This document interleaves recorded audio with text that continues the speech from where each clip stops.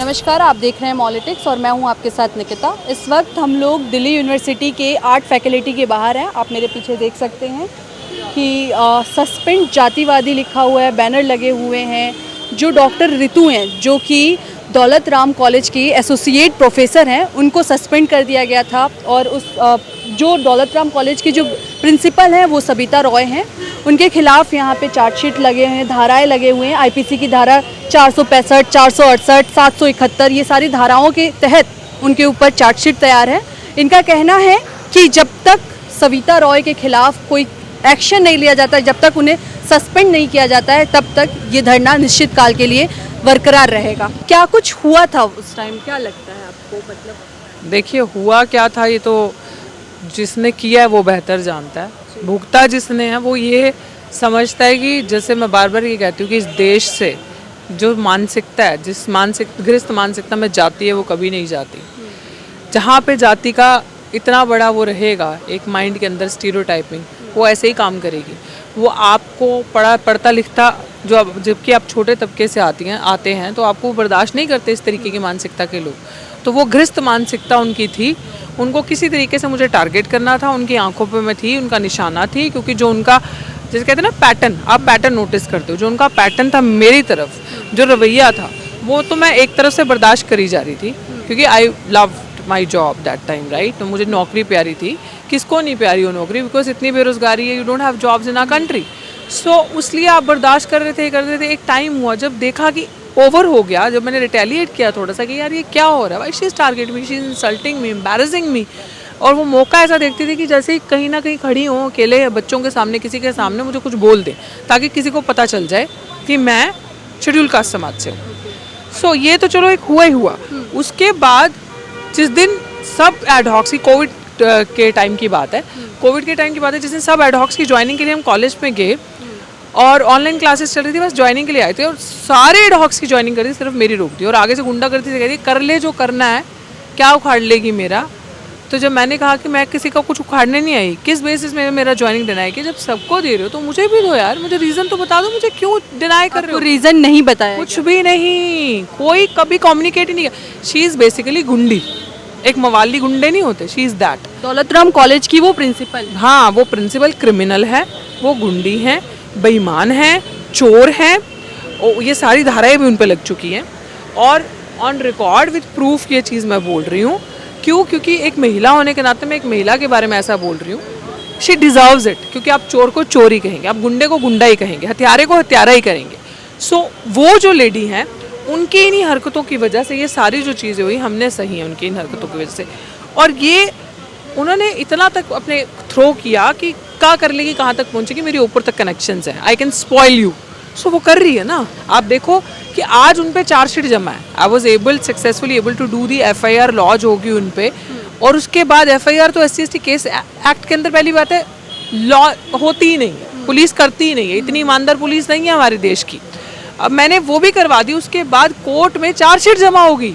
उन्होंने जो गलत अपराध किया मेरे लिए, जो मैं डे 1 से चला रही थी, मेरा साथ दो, जो इन्होंने 35 बच्चे झूठे लगाए हैं, जो चिट्ठी बनाई है वो झूठी है, वो फ्रॉड है। कैसे, मतलब क्या?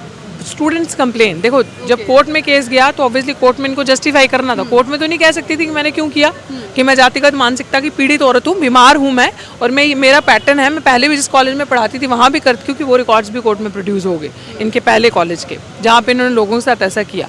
तो ये तो कोर्ट में नहीं कह सकती थी, वो तो हमने रिकॉर्ड्स प्रोड्यूस करवाए, IO ने इन्वेस्टिगेशन के दौरान लेके आया। तो कोर्ट ने जब इससे पूछा कि क्यों किया, तो इसने कहा कि जी स्टूडेंट कंप्लेन थी। तो स्टूडेंट कंप्लेन के बेसिस पे इन्होंने एक झूठी चिट्ठी बनाई जिसमें 35 बच्चे फोर्जरी जो इन्होंने SC कमीशन में लगाए, फोर्ज जो सिग्नेचर्स।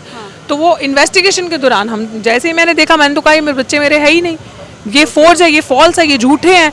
तो जब मतलब ये था कि आप जिन स्टूडेंट्स को पढ़ाते थे उनका नाम लेकर के आपको फंसाया गया, या फिर नाम लेकर उनका फंसाया, लेकिन जो साइन किए थे नाम, क्योंकि बच्चों के तो कोई कंप्लेन ही नहीं थी कभी, उन्होंने तो कभी कुछ लिखा ही नहीं। इन्होंने एक वो भूमिका बनाई कि कितना ही चलाएगी, कितना ही पूछेगी, मैं तो सेटर हूँ, मैं तो कहीं पे भी कुछ सेट कर लूँगी, मेरे तो कनेक्शंस हैं। तो इसने वो चालाकी करी और इसने कोर्ट में वो चीज़ करी और SC कमीशन को मिसलीड किया, कोर्ट एंड SC कमीशन दोनों को मिसलीड किया।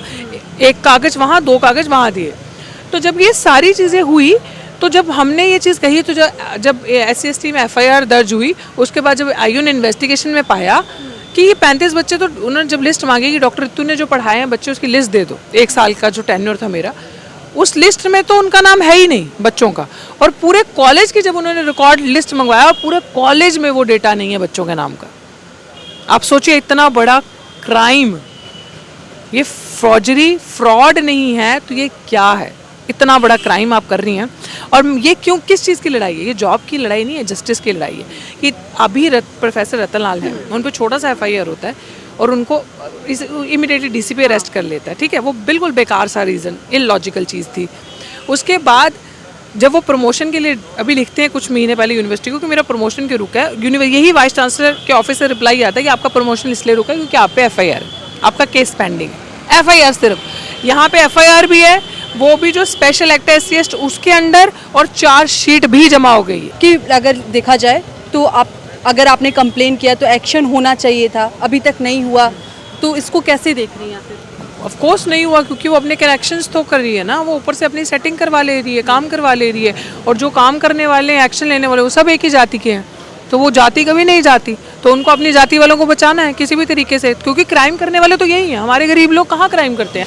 कहाँ? उनको तो फंसाया जाता है। दलित आदिवासी लोगों को बस खाने के लिए खाना नहीं है यार, वो कहाँ सोचेंगे किसी के साथ बेईमानी का क्राइम करें? क्राइम तो यही करते हैं क्योंकि खा खा के फिट्टे हुए हैं, चोरी का, हराम का खा खा के, लोगों के पैसे लेके उनकी भर्तियां करवा रहे हैं ये लोग, सब रिकॉर्ड है हमारे पास। हम ऐसे कुछ नहीं बोलते, एनीवन कैन चैलेंज अस। सो उनकी बदौलत ये लोग वो हराम का खा खा के, इनके शैतान का अगर खाली दिमाग शैतान का, तो ये हरकतें करते हैं। और खासकर ऐसी गंदी औरतें, ये मैडम सविता रॉय, ये मैं लिटरली कह रही हूँ, she is a criminal, she should be behind the bars. अभी तक ये बाहर कैसे है, ये हमारे देश का एक प्रिंसिपल पे बहुत बड़ा एलिगेशन लगा रही है। उनका क्या? प्रिंसिपल ने, ये सेक्शन देख लो आप, प्रिंसिपल पे आरोप लगा रहे हैं। अभी मेरे को आरोप लगाना बाकी है, कोर्ट ने आरोप लगा दिया, कोर्ट ने आरोपी साबित कर दिया है, तो मैं नहीं बोलूं, मैं चुप रहूं? इस अपराधी के लिए मैं कुछ ना बोलूं? I will tell the kids, I will tell the university, I will tell the nation that how this government, this administration is supporting a criminal, and criminal is still on the post, sitting on the post, और पता नहीं कितने ऐसे दलित आदिवासी बच्चों का गला दबा रहे होंगे, और एक मैसेज सेटिसाइड कर रहे हैं कि इनके खिलाफ बोलो मत, ये कुछ भी कर सकते हैं, ये गुंडे हैं, कुछ भी कर सकते हैं। तो ये इस गुंडे के खिलाफ मैं बोलूँ ना, मैं मतलब मेरे को मार दिया, निर्दोष सड़कों पे है, और जिसने गुनाह किया है वो कुर्सी पे है, और सलाम बोले भी ना, क्यों ना बोले? चुप रहे, सहते जाएं, हमें नहीं आता। हमें जिस हद तक ये लड़ाई जाएगी हम लड़ेंगे, लेकिन सहेंगे नहीं। ये जो प्रदर्शन था, आप कल बैठी आप यहाँ पे, रात में आप यहीं पे थी, तो आप ऐसे खुले में ही थी, रात में सोई थी? बिल्कुल। कोई एक्शन नहीं कॉलेज से? क्या फर्क पड़ता है उनको? उनके लिए हम वोट बैंक है और कीड़े मकोड़े हैं। सरकार के लिए हम वोट बैंक है और इनके लिए हम कीड़े मकोड़े हैं। ये कभी भी हमें ख़त्म करके जा सकते हैं, वो तो हमें ऐसे मचल देना। लेकिन यही है मेरी अपने समाज से, सोसाइटी से एक कह लो एक रिक्वेस्ट है कि कभी तो ईमानदारी का, समाज का, सच्चाई का साथ दो, सड़कों पे आओ।